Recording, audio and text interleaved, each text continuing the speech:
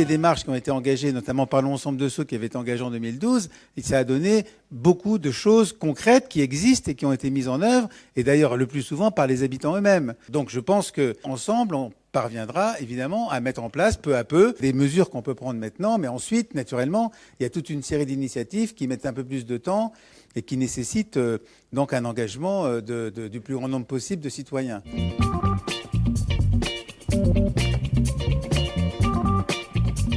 L'environnement à Sceaux, et c'est pour ça que moi je suis venu vivre à Sceaux, c'est la recherche d'un cadre de vie agréable où la nature est présente. Est-ce que l'environnement c'est quelque chose de durable? Est-ce que c'est quelque chose qui doit se faire dans l'immédiat? Est-ce que c'est quelque chose pour permettre de mieux vivre? Je pense que le mieux c'est de travailler à grande échelle pour ensuite travailler à petite échelle. Aucune cantine à Sceaux n'est faite de bio, par exemple. C'est une fois sur deux les yaourts ou même seulement les yaourts qui sont bio. Moi, je dis c'est pas normal. Pour moi, les enjeux pour les années à venir pour Sceaux, c'est les moyens de transport. Développer les moyens de transport et développer l'accessibilité aux gens pour aller se bouger. Alors pas dans Sceaux, ça va. Mais la vie ne s'arrête pas à Sceaux. Je pense qu'il y a de plus en plus de personnes qui ont envie de vivre à Sceaux parce que justement les gens donnent plus d'importance au sport, à la nature, etc. Puis Paris est devenu extrêmement cher. Donc construire certains immeubles, je pense que c'est une bonne chose. Quitte à urbaniser avec ce projet de Grand Paris, pourquoi pas l'inscrire aussi dans un contexte d'urbanisation responsable, si je puis dire, avec des murs végétaux, entre autres, et tout ce qui se fait actuellement de manière générale, avec par exemple les toits cultivables, etc. On pourrait imaginer la création de parcs un peu plus dominants, des petits parcs urbains répartis dans toute la ville. Aujourd'hui, on a la chance d'avoir des immeubles à 1-2 étages. On pourrait juste densifier en hauteur certains des immeubles et récupérer en fait la place au sol pour créer des espaces verts. Je suis Annie Bach, je vis à Sceaux depuis plus de 20 ans. Dany Pinard, donc je suis maître nageur à la piscine des Blagies. Je suis commissaire d'exposition au Muséum d'Histoire Naturelle, Musée de l'Homme. Bonjour, je m'appelle Tamsir Thomas, je suis collégien en 4e. Je m'appelle Philippe Manoury et j'habite depuis 12 ans à Sceaux et j'habite tout près d'ici. Je m'appelle Athéna, j'ai 12 ans et je réside à Sceaux. Et je voulais dire, de la même manière qu'on ne met plus d'amiante dans les bâtiments, qu'on désamiante d'ailleurs, il faudrait qu'on végétalise les bâtiments, que les bâtiments aient au moins des parcelles de végétales, des murs végétaux, etc. J'avais un couple de rouge-gorge qui est venu à 80 cm de moi, pas plus tard qu'hier soir. Il faisait presque nuit et je les ai vus se poser.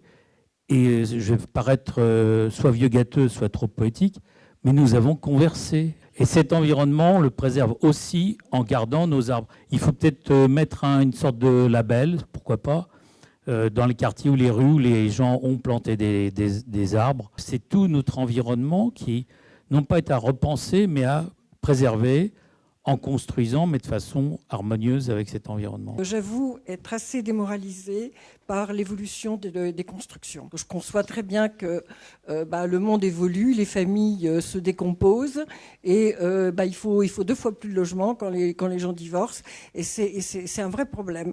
Et ils n'ont pas forcément les moyens d'entretenir des maisons comme ça, je le comprends fort bien, mais à mon avis, il doit y avoir une solution pour aménager ces espaces de manière à respecter l'architecture un petit peu traditionnelle. Alors je ne suis pas opposée à des constructions modernes, il ne faut pas exagérer, on ne peut pas vivre dans le passé.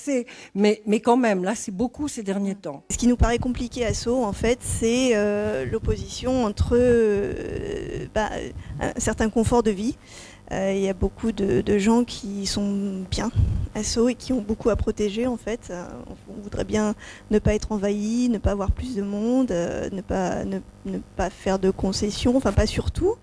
Et puis en même temps, une volonté d'être une ville modèle. On a déjà beaucoup d'espaces verts et on pourrait en profiter pour en faire encore plus. C'est justement en concertation avec tout le monde qu'il faudra définir certains points plus précis à urbaniser et d'autres à préserver, et dans les points urbanisés, inclure des zones vertes traversantes pour que tout le monde aussi puisse en profiter.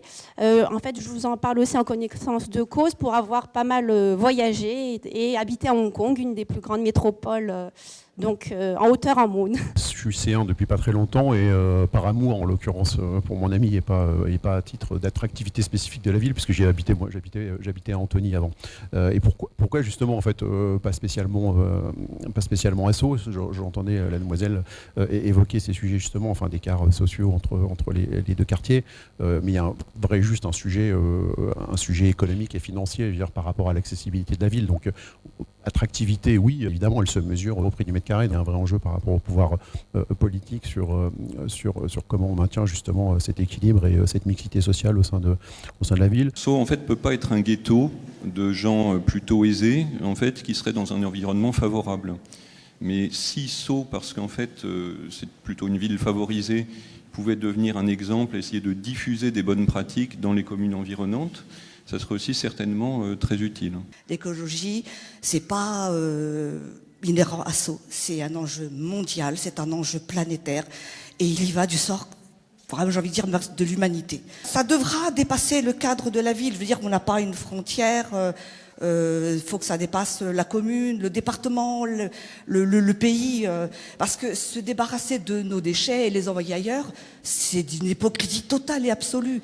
Moi, mon diesel de 15 ans, s'il n'est pas détruit, il est envoyé en Afrique, c'est sympa d'aller polluer ailleurs. On n'est heureusement pas trop nombreux encore en ville, donc on peut aussi faire des choses en étant plus souple que d'autres villes avec beaucoup plus de population, et je pense que c'est des choses à mettre en avant sur Sceaux.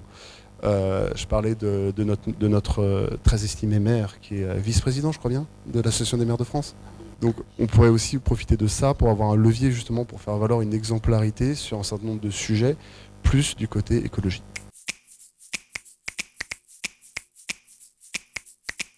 On peut essayer de travailler sur la production locale d'aliments, et c'est un exercice hyper intéressant parce qu'on arrive vite à intensifier énormément la production locale.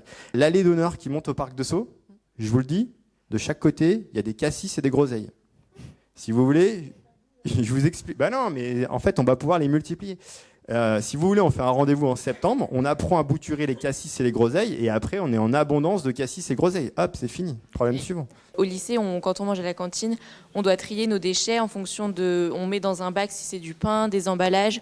Et voilà, en fait, ça s'arrête là. Proposer peut-être aussi de trier les déchets plutôt pour que ce soit trié pour du compost, en fait, avec les ordures, etc. Pouvoir faire un autre bac juste à côté où ça ne demande pas un geste énorme. À chaque fois que je mets mes déchets organiques dans la poubelle, je me dis... surtout quand on a une terre argileuse, j'ai un petit jardin, je me dis ça pourrait servir mon jardin, mais je ne peux pas les jeter comme ça.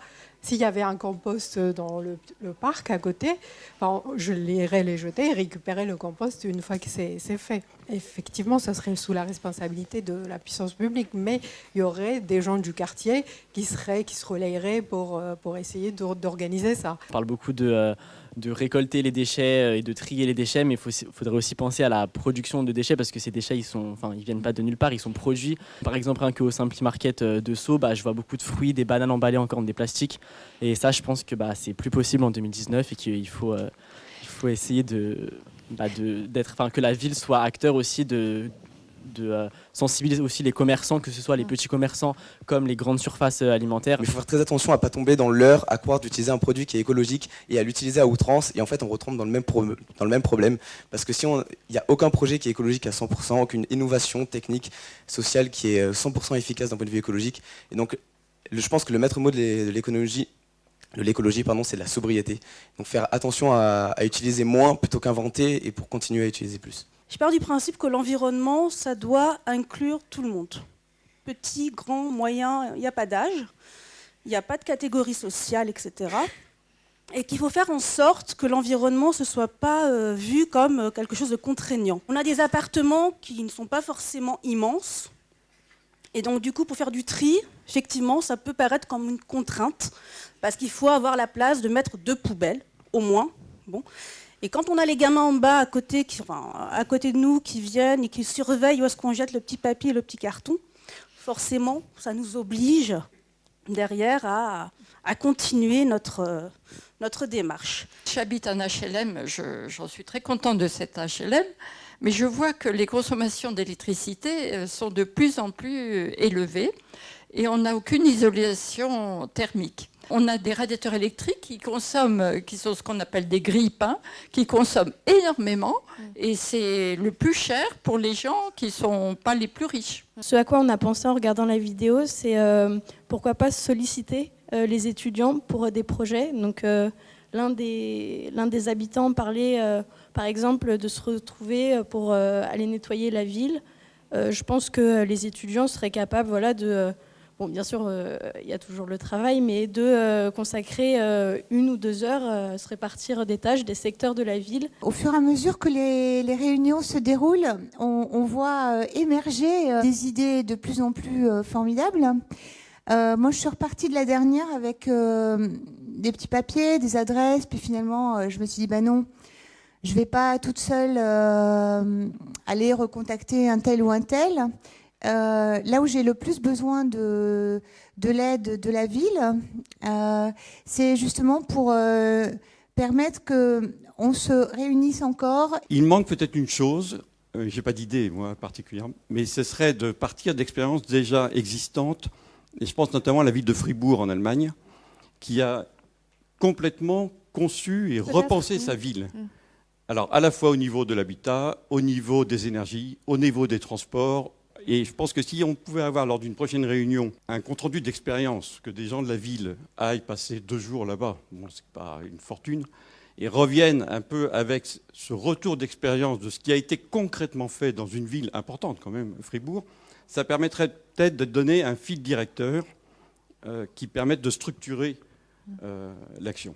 Comment cette idée vont être jugés, comment ils vont être décidés, choisis, et comment la ville prend au sérieux ce travail commun des idées. Ça se voit parce que c'est déjà organisé, cet rendez-vous, mais quelle est la réponse de l'autre côté, par exemple de puissance de frappe financière sur les idées qui vont être proposées par la population?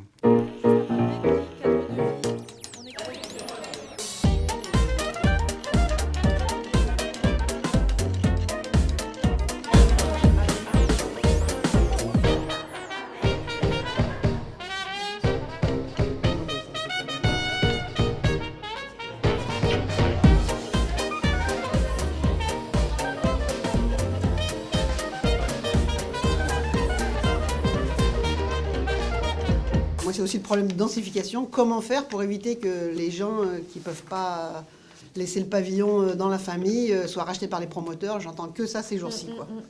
Donc parce qu'après, si au lieu d'une famille, il y en a 4, 5, 6 qui habitent, après c'est toutes les infrastructures autour qui posent problème. Il y a des pistes cyclables par endroit ou des bandes cyclables parce que les pistes c'est plus cher. Mais je pense que s'il y avait un marquage qui était plus présent, déjà les voitures ferait plus attention aux vélos, mais aussi ça inciterait plus les vélos, une fois sécurisés, à circuler. Favoriser les liens entre les différents quartiers. Par exemple, les Blagies, beaucoup de personnes âgées se plaignent que le dimanche, il n'y ait pas de transport commun pour aller de la rue Georges Clemenceau au cinéma. Je pense que ça pourrait être une marque, en fait, une marque de Sceaux, de laisser sa voiture là, et de marcher, déambuler globalement. Et moi, c'est l'art de la contemplation dans ce. C'est-à-dire qu'il y a tellement de diversité que c'est intéressant de se promener dans ça. J'ai beaucoup apprécié la création depuis quelques années des Repair Café. Je trouve ça très très intéressant, en plus très convivial. Et de ce même ordre d'idées, je me dis pourquoi pas échange de matériel, genre une bricothèque ou je sais pas quoi. Parce qu'il paraît, par exemple, les perceuses, tout le monde a une perceuse chez soi, mais combien de temps on les utilise par an? Le festival de la transition de Sceaux. Ou le festival... Mais pas de Sceaux. Non, pas le de festival Sceaux. de la transition de la intercommune. Ou alors le festival du vivre ensemble. Et se grefferont les communes qui ont envie de jouer le jeu avec nous quand on aura montré que c'est faisable. Le festival du partage, ça pourrait grandir et ça pourrait faire dans le toute la festival France, du partage. hein. Ma proposition, ce serait d'axer toute cette communication sur le dialogue des générations, parce que, en tout cas, c'est le ressenti que j'ai, on n'est peut-être pas assez communicatif, que ce soit les jeunes envers les seniors ou les seniors envers les jeunes, entre nous. Et il y a un peu cette séparation des âges que je trouve dommage, parce qu'il y a un peu des décalages au niveau de nos opinions.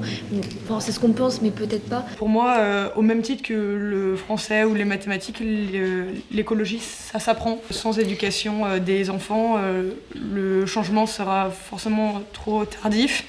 Ou alors, il y aura une prise de conscience, mais sans clé pour réussir à adopter un mode de vie durable et responsable, et je trouve ça dommage. Je viens travailler avec vous sur une proposition sur comment élaborer, comment poursuivre ça, c'est-à-dire comment faire en sorte que ce qu'on est en train de faire puisse être accompagné, alors à la fois par la mairie et puis par nous-mêmes. Oui. Parce que moi je pense qu'on peut faire une petite proposition là-dessus.